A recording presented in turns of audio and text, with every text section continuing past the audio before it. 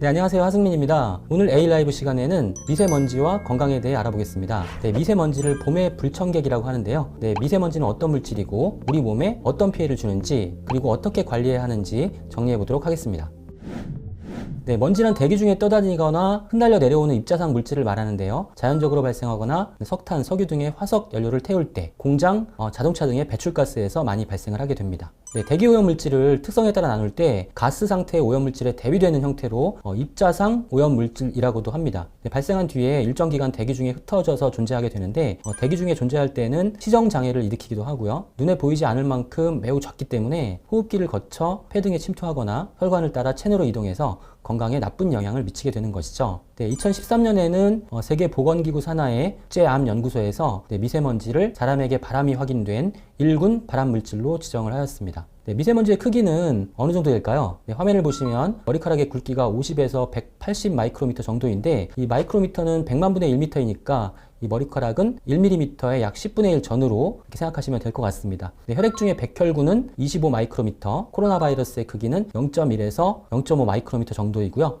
네, 미세먼지는 10 마이크로미터 이하의 입자상 물질을 의미하는데요. 영어로 입자상 물질, particulate matter의 이니셜을 따서 PM이라고 표시를 합니다. 네, PM10은 입자의 크기가 10 마이크로미터 이하인 미세먼지고요. PM2.5는 크기가 2.5 마이크로미터 이하인 초미세먼지를 의미합니다. 네, 미세먼지는 종류도 다양한데요. 먼지나 꽃가루 등은 입자가 비교적 커서 미세먼지에 해당하고 또 공기 중에 연소 입자, 금속 입자, 유기 화합물 등은 크기가 작아서 초미세먼지로 분류를 합니다. 종류만 보더라도 초미세먼지가 우리 몸에 훨씬 더 해롭다는 사실을 알 수 있습니다. 네, 미세먼지의 발생 원인은 자연적인 것과 인위적인 것으로 구분이 됩니다. 자연적 발생 원인은 흙먼지, 식물의 꽃가루, 드물기는 하지만 화산재나 자연 발생적 산불 등에 의해서 생기게 되죠. 네, 인위적 발생 원인은 보일러나 발전시설 등에서 석탄, 석유 등 화석 원료를 태울 때 생기는 매연, 그리고 자동차 배기가스, 건설 현장 등에서 발생하는 날림먼지, 또 공장 내 분말 형태의 원자재, 부자재 취급 공정에서의 가루 성분, 소각장 연기, 가축의 분뇨, 가스, 퇴비 등이 원인으로 지목이 되고 있습니다. 네, 미세먼지는 우리 몸에 침투해서 다양한 피해를 유발시키게 되는데요. 혈액 중의 성분과 결합하면 혈전을 생성하게 되고요. 혈전이 혈관을 막으면 뇌졸중이나 동맥경화가 발생할 수도 있습니다. 네, 점막을 자극해서 알레르기성 결막염, 알레르기성 비염을 악화시킬 수도 있고요. 또 혈관에서 플라크를 형성해서 혈액순환을 방해합니다. 네, 임신기에 미세먼지에 장시간 노출이 되면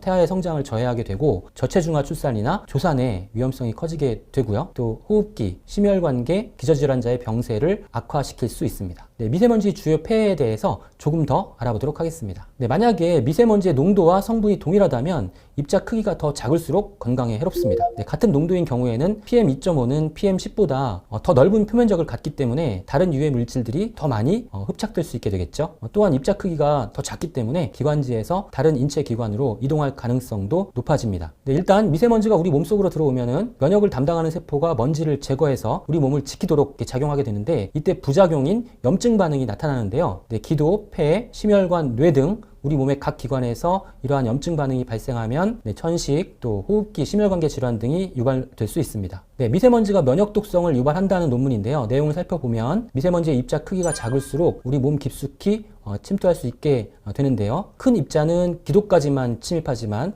작은 입자는 폐포, 헛박과리를 통해서 혈관으로 침투를 하게 되고 또 우리 몸 전체로 이동하는 것이죠. 네, 이물질을 감지한 우리 면역세포가 가동하기 시작하면은 염증성 사이토카인이 분비되면서 염증 반응을 유발한다는 내용입니다. 네, 질병관리본부에 따르면은 미세먼지 농도가 세제곱미터당 10 마이크로그램 증가할 때마다 만성 폐쇄성 폐질환으로 인한 입원율이 2.7%, 사망률은 1.1% 증가한다고 합니다. 네, 특히 초미세먼지 농도가 세제곱미터당 10 마이크로그램 증가할 때마다 폐암 발생률은 9% 증가하는 것으로 나타났습니다. 네, 기도에 염증을 일으켜서 천식을 유발 또 악화시킬 수 있고 또 장기간 노출 시 폐 기능이 저하되고 심한 경우 천식 발작이 발생할 수 있습니다. 네, 호흡기 건강에 도움이 되는 영양소로는 비타민 C, 비타민 D, 비타민 E 그리고 프로바이오틱스, 아연을 추천을 드리고요. 오메가3는 염증을 줄이는 데 도움이 될 수 있습니다. 네, 영국 랭커스터대 연구팀은 대기오염이 심한 멕시코시티의 어린이의 심장세포에서 오염된 공기로부터 금속 나노 입자를 감지했습니다. 특히 철이 많이 포함된 나노 입자는 미토콘드리아의 변형과 손상을 유발한 것으로 확인이 되었고요. 또 임신부의 태반,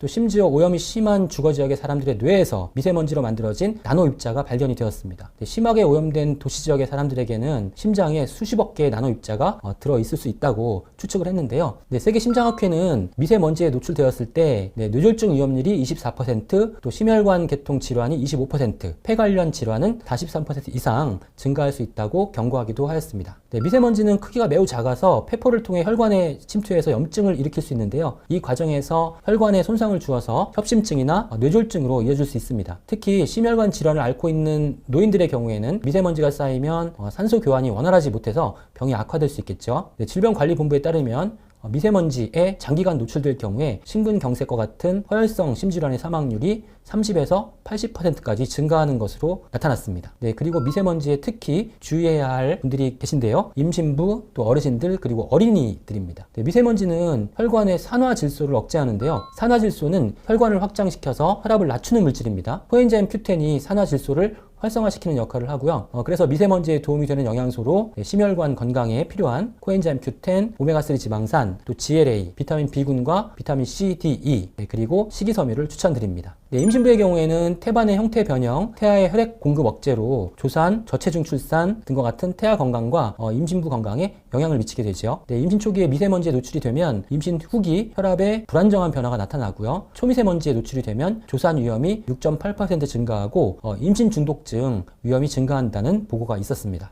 어르신들의 경우에는 순환기 질환 악화, 그리고 PM2.5, 초미세먼지 농도 세제곱미터당 25 마이크로그램 이상일 경우에는 사망률이 현저하게 증가하였습니다. 만성질환자는 기준치보다 낮은 농도에서 매우 심각한 유해성을 보였는데요. 심장마비의 위험도 증가하고요. 뇌졸중이 꽤 증가한 날에 미세먼지 농도가 눈에 띄게 높았다는 결과를 보이기도 했습니다. 미세먼지와 관련된 논문을 살펴보면 미세먼지는 산화 스트레스, 유전자 독성, 염증, 세포 사멸 등을 유도하게 되는데요. 우선 호흡기에 미치는 영향을 살펴보면 미세먼지가 호흡기로 침투하게 되면 활성산소종, 유해산소를 발생시키게 되고요. 염증 인자가 활성화되면서 호흡기에 염증이 시작됩니다. 유해산소에 의해서 조직의 지질이 산화되고요. 미토콘드리아의 DNA가 손상되죠. 그러면 세포의 괴사가 일어나게 됩니다. 세포 자멸사와 자가 포식 현상도 발생하게 된다는 것이 알려져 있죠. 네크로시스는 세포 괴사, 세포 괴사를 의미하는데, 세포 괴사는 세포의 병적인 죽음을 의미하는데, 물리적 자극, 화상, 타박, 독극물 등의 외부 자극에 의해서 세포가 죽는 거죠. 세포 자멸사 혹은 예정사는 유전적으로 계획된 통제된 경로이고요. 유전자에 의한 세포의 능동적 죽음이라고 할 수 있습니다. 회복이 불가능한 세포가 이미 예정된 세포 내 프로그램에 의해서 스스로를 제거하는 과정입니다. 암세포의 경우에는 세포 자멸 프로그램이 작동하지 않고 끊임없이 계속 복제가 되면서 제 기능을 못하기 때문에 발생하게 되는 것이죠. 또 세포 내 문제가 발생했을 경우에 세포 내 리소솜과 같은 소기관의 효소에 의해서 분해되는 그런 과정이 바로 자가포식이라고 할 수 있습니다.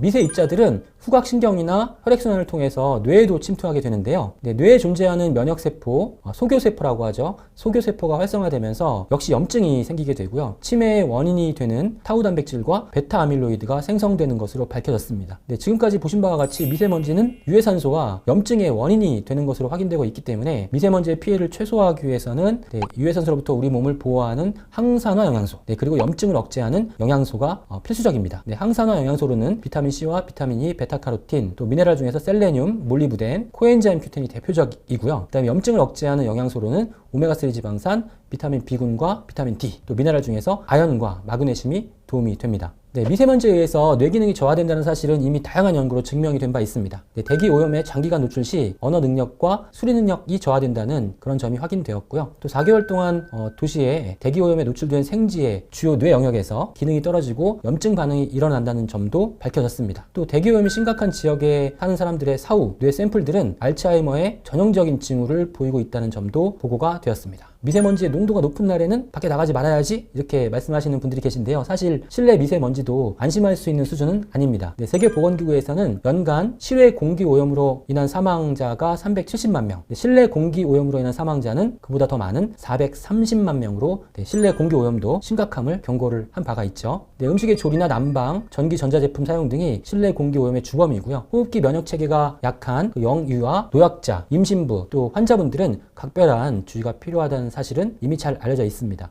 에어컨, 가습기는 주기적으로 청소를 해야 되고요. 새로운 가구는 환기가 잘 되는 여름에 교체하는 것이 좋습니다. 또 미세먼지 수치가 낮은 날 하루 3회 이상 자연 환기를 하는 것이 좋고요. 바닥의 미세먼지는 물걸레질로 제거해야만 합니다. 네, 또 다른 실내 공기 오염의 주범으로는 건축 자재, 또 침대나 소파의 곰팡이, 진드기 등의 미생물, 또 자연 방사능 물질인 라돈 등이 해당됩니다. 네, 라돈은 폐암의 주요 원인으로 지적이 되는데요. 네, 조리 시에도 다양한 미세먼지가 발생합니다. 흡연을 하지 않는 여성분들에게 폐암의 발병률이 높은 원인 중 하나가 조리 과정이라고 할 수 있는데요. 휘발성 유기화합물 포름알데히드 등이 조리 과정 중 주요 오염 물질입니다. 미세먼지는 조리법에 따라서 그 발생 정도가 다른데요. 기름을 사용하는 굽기나 튀김 요리는 재료를 삶는 요리보다 미세먼지를 많이 발생시키게 되고요. 평소 미세먼지 농도보다 최소 2배에서 최대 60배까지 높게 발생할 수도 있습니다. 미세먼지의 피해는 어린이에게 더 클 수 있습니다. 미세먼지 약자라고 할 수 있겠는데요.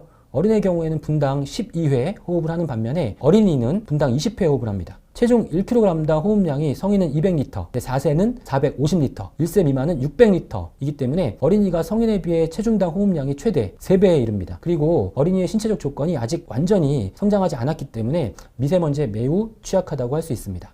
미국 캘리포니아 지역의 학생들을 추적 관찰한 결과 미세먼지에 오래 노출된 어린이는 성인이 됐을 때 폐기능이 낮을 가능성이 4.9배 높았고요. 또 폐기능 저하는 심혈관 질환과 당뇨의 발생 위험을 증가시키는 것으로 알려져 있습니다. 이화여대 의과대학이 발표한 산모 영유아의 환경 유해인자 노출 및 건강 영향 연구에서는 미세먼지가 많은 환경에서 나고 자란 어린이는 키가 작은 것으로 나타났습니다. 출생 후 6에서 36개월 영유아의 미세먼지 노출 농도가 10마이크로그램 증가하면 신장이 약 0.28cm, 체중이 약 0.11kg 감소했고요. 성장이 완료되지 않은 청소년과 아이들은 미세먼지에 의해서 두뇌 손상이 발생할 가능성이 있었습니다. 영국의 퀸 마리 대학교 연구진에 의하면 1990년대 영국에서 태어난 어린이 4,543명을 대상으로 한 연구에서 오메가3의 섭취가 어린이들의 미세먼지에 의한 천식을 감소할 수 있다는 가능성이 제기가 되었는데요. 전체 집단은 오메가3 섭취와 천식 발생 간의 관련성이 부족하다고 밝혔지만은 천식과 관련된 고위험 유전자를 가지고 있는 경우에는 오메가3를 충분히 섭취했을 때 미세먼지에 의한 천식이 51% 감소했다라는 결과가 있어서 소개해 드리고요. 오늘 말씀드린 내용 중에 미세먼지의 피해를 막을 수 있는 영양소를 정리해 보았는데요. 참고하셨으면 좋겠습니다. 오늘은 봄철의 악당, 미세먼지와 우리 건강에 미치는 영향에 대해서 알아보았는데요. 앞으로도 미세먼지가 더 심각해질 것으로 예상되기 때문에 미세먼지 농도가 높은 날에는 마스크를 잘 쓰시기를 권장을 합니다. 경청해 주셔서 감사합니다.